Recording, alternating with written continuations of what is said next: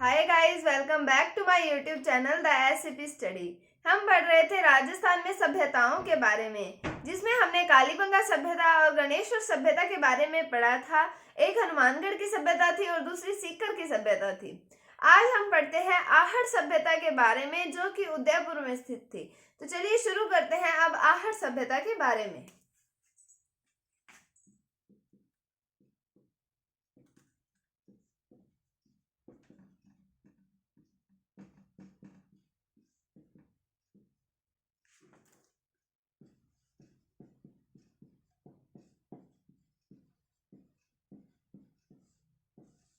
तो आहड़ सभ्यता के बारे में पढ़ते हैं, तो हम पहले पढ़ते हैं इसकी वर्तमान स्थिति के बारे में।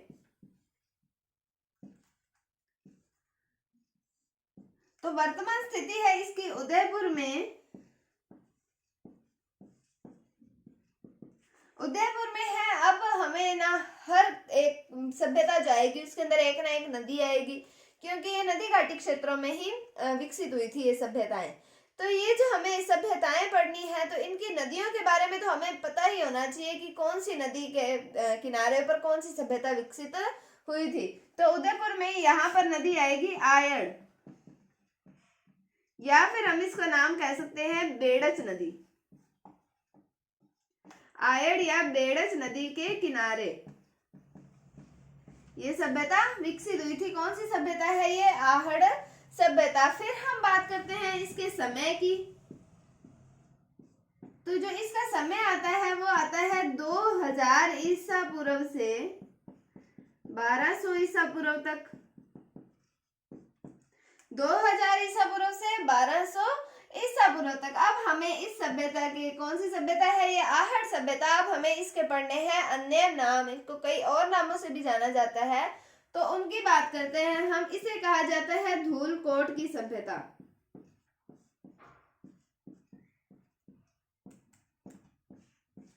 बड़े मृत भांडों की सभ्यता।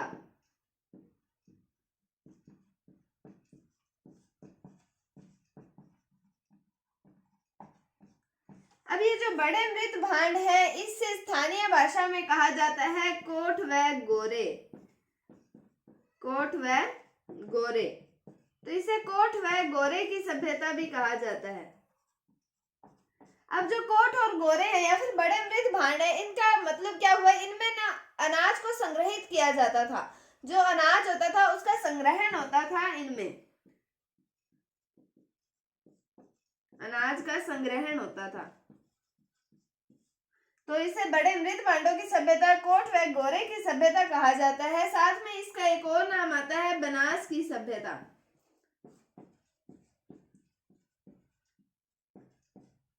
तो हमने पढ़ा इसकी वर्तमान स्थिति है उदयपुर में आयड़ या बेड़च नदी के किनारे ये सभ्यता विकसित हुई थी। उसके बाद में समय की बात करें तो 2000 ईसा पूर्व से 1200 ईसा पूर्व तक का इसका समय आता है।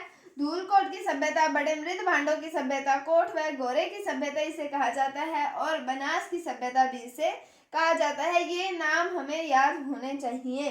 कौन से हैं? धूलकोट की सभ्यता, बड़े मृत भांडों की सभ्यता, फिर आती है बनास की सभ्यता, कोठ व गोरे की सभ्यता।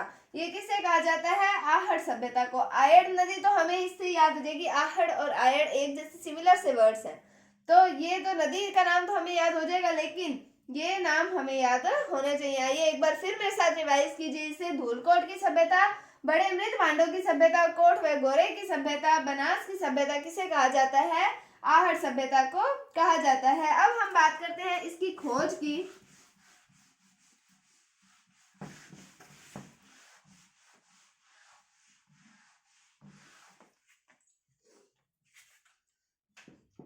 अब जो ये सभ्यता है, इसकी खोज 1953 में अक्षय कीर्ति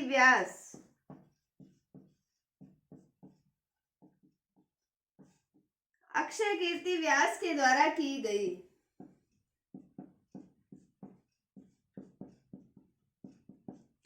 कौन सी सभ्यता है? आहड़ सभ्यता। इसकी खोज किसके द्वारा की गई? अक्षय कीर्ति व्यास। इसको आप ऐसे याद रख लीजिए, ऐसे आहड़ और ऐसे अक्षय कीर्ति व्यास, तो इनके द्वारा इसकी खोज की गई थी। अब हम इनके उत्खनन की बात करें तो इसका उत्खनन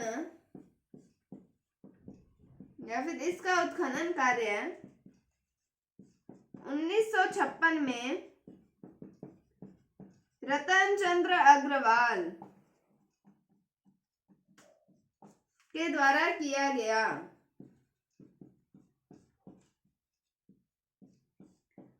ये तो प्रारंभ में किया गया था 1956 में रतन चंद्र अग्रवाल के द्वारा, लेकिन बाद में बृहद स्तर पर इसका जो उत्खनन कार्य है वो बृहद स्तर पर उत्खनन कार्य 1961 में HD सांकलिया के द्वारा किया गया।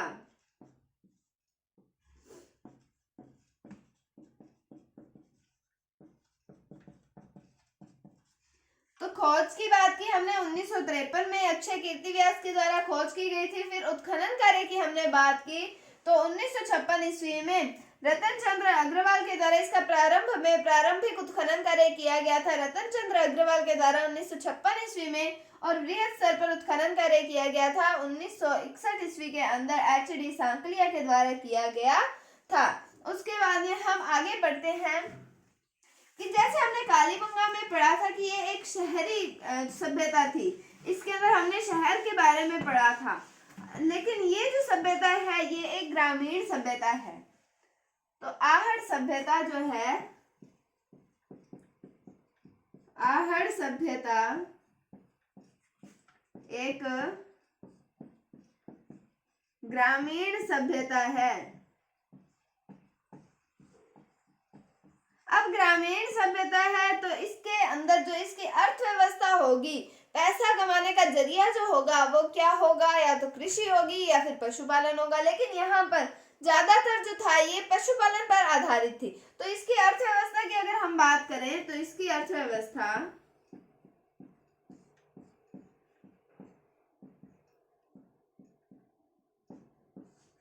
पशुपालन पर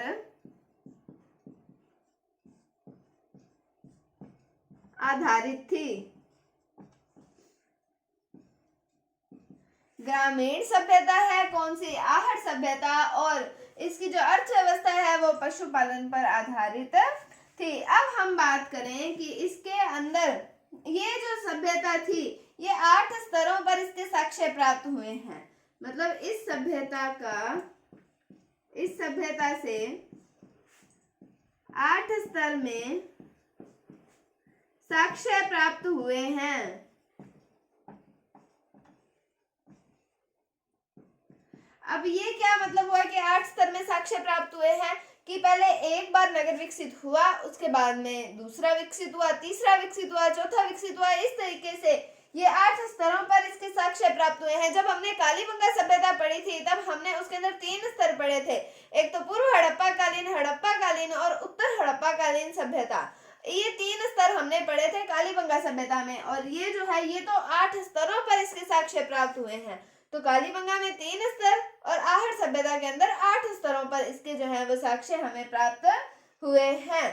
तो कौन सी ग्रामीण सभ्यता है, पशुपालन पर आधारित सभ्यता थी है, और इसके अंदर जो हमें साक्ष्य प्राप्त हुए हैं वो 8 स्तर पर प्राप्त हुए हैं कि एक बार ग्रामीण सभ्यता है तो एक बार गांव विकसित हुआ, वो नष्ट हुआ, दूसरा विकसित हुआ, वो नष्ट हुआ। तो इस तरीके से हमें 8 स्तर पर हमें इसके साक्ष्य प्राप्त हुए हैं किसके, आहड़ सभ्यता के। उसके बाद में अब हम चलते हैं इसके मकानों की तरफ, देखते हैं इसके मकान कैसे बने थे।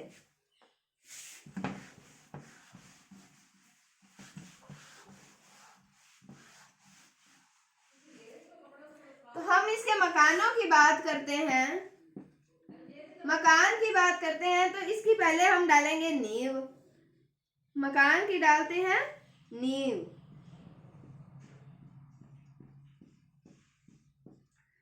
तो अब ये डाल दी हमने नींव। तो नींव के अंदर किसका प्रयोग हुआ हमें ये भी पता होना चाहिए। तो नींव के अंदर पत्थर का प्रयोग हुआ था, पत्थर का प्रयोग। तो नींव में पत्थर का प्रयोग हो गया। उसके बाद में अब हम डालते हैं इसकी दीवारें। ये डल गई वही दीवारें। अब दीवारों के अंदर दीवार जो थी वो थी, एक तो लकड़ी का प्रयोग हुआ था, लकड़ी की बनी हुई थी, और कहीं कहीं पर जो हमें दीवारें मिली है वो कच्ची ईंटों का भी प्रयोग हुआ था उनमें।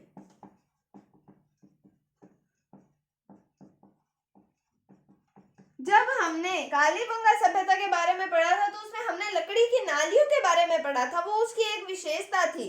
और यहाँ पर जो दीवारें हैं वो लकड़ी का उसमें प्रयोग किया गया है। साथ में कहीं कहीं पर हमें कच्ची ईंटों की भी दीवारें मिली हैं। उसके बाद में अब दीवार डल गई, अब फर्श की बात कर लेते हैं हम। तो अब ये हमारा आ गया फर्श। तो फर्श के अंदर फर्श जो बनाया गया था वो काली मिट्टी और इसके साथ में नदी का बालू, इनका प्रयोग किया गया था। काली मिट्टी और नदी के बालू, नदी के आसपास जो हमें बालू मिट्टी मिलती है उसका प्रयोग किया गया था फर्श बनाने के लिए।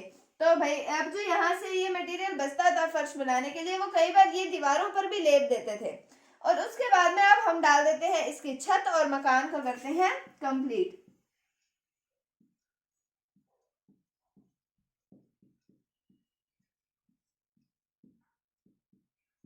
तो अब डल गई छत।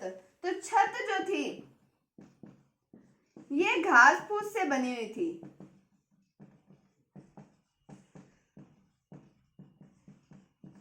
तो सबसे पहले हमने डाली नींव।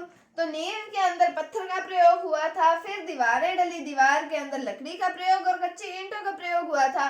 फिर हमने फर्श की बात की तो काली मिट्टी और नदी के बालू का प्रयोग हुआ था, कहाँ पर, फर्श के अंदर। और छत, फिर हमने जो बचा था इसका मटेरियल जो बच जाता था उसे दीवारों को भी लेप देते थे। और छत की हम बात करें तो छत में घास फूस का प्रयोग किया गया था। तो इस तरीके का बना होता था। यहाँ पे ग्रामीण सभ्यता थी तो ग्रामीण तरीके से ही इनके मकान बने हुए थे। तो ये थे मकान का स्ट्रक्चर, मकान कैसे बना हुआ था। तो ये था आहट सभ्यता का मकान। और अब हम आगे बात करते हैं, एक इम्पोर्टेंट बात आती है कि यहाँ से भी हमें एक वृषभ की मूर्ति प्राप्त हुई है, वो भी मिट्टी से बनी हुई मूर्ति प्राप्त हुई है। तो यहाँ से हमें टेराकोटा से निर्मित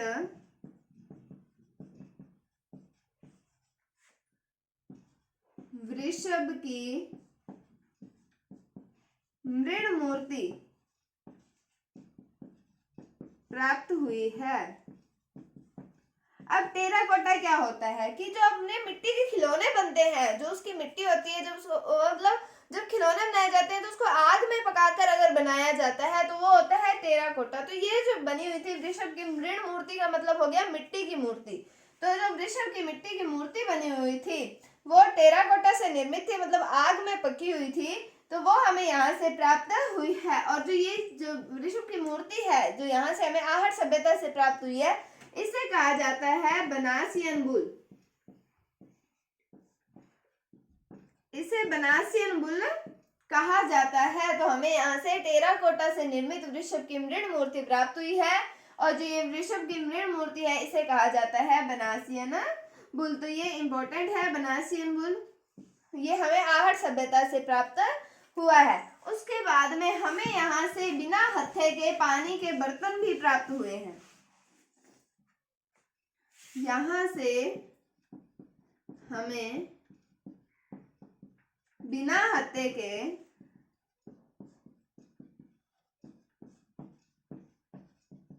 पानी के बर्तन भी प्राप्त हुए हैं।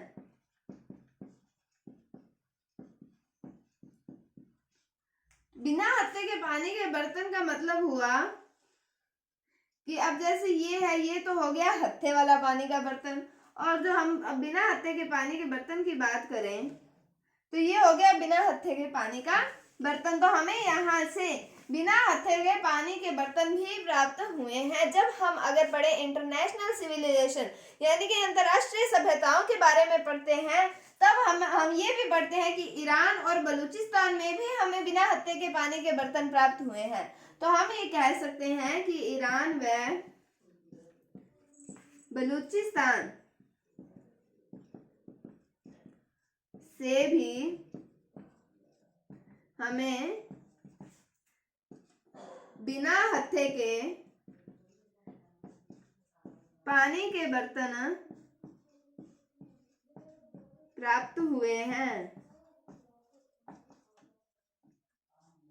तो हमने बात की आज आहट सभ्यता के बारे में, अभी ये कंप्लीट नहीं हुई है, इसके आगे भी और टॉपिक है। तो उसमें हमने आज बात की वर्तमान स्थिति की इसकी उदयपुर में आयड़ या बेडस नदी के किनारे पे। फिर हमने समय की बात की 2000 ईसा पूर्व से 1200 ईसा पूर्व तक। इसे धूलकोट की सभ्यता, बड़े मृत भांडों की सभ्यता, हमने इसे बड़ा की कोट और गोरे की सभ्यता कहा जाता है, और बनास की सभ्यता भी आहट सभ्यता को कहा जाता है। फिर खोज की बात की अक्षय कीर्ति व्यास की। फिर प्रारंभिक रूप से जो उत्खनन कार्य किया गया वह रतन चंद्र अग्रवाल के द्वारा किया गया, और बाद में वृहद स्तर पर 1961 में HD सांकलिया के द्वारा किया गया था। फिर हमने पढ़ा ग्रामीण सभ्यता है, पशुपालन पर आधारित थी। 8 स्तर पर हमें साक्ष्य प्राप्त हुए हैं। हमने इसके मकान के बारे में बात की। हमने बात की कि टेराकोटा से निर्मित हमें वृषभ की मूर्ति, मृण मूर्ति प्राप्त हुई है, कहाँ से, आहट सभ्यता से। फिर हमने बात की कि यहाँ पर हमें बिना हत्थे के पानी के बर्तन भी प्राप्त हुए हैं, जो कि हमें ईरान और बलूचिस्तान की सभ्यताओं से भी प्राप्त हुए हैं। तो ये था आहट सभ्यता के बारे में। कल हम आहट सभ्यता को ही आगे पढ़ेंगे। उम्मीद है आपको टॉपिक समझ आया होगा। अगर आपको इसमें कोई भी डाउट है तो आप कमेंट सेक्शन में पूछ सकते हैं। अगर आपको वीडियो थोड़ी सी भी अच्छी लगी है तो इसे लाइक कीजिए, शेयर कीजिए, और चैनल पर नए हैं तो इसे सब्सक्राइब जरूर कीजिए। Thank you, thanks for watching, bye bye.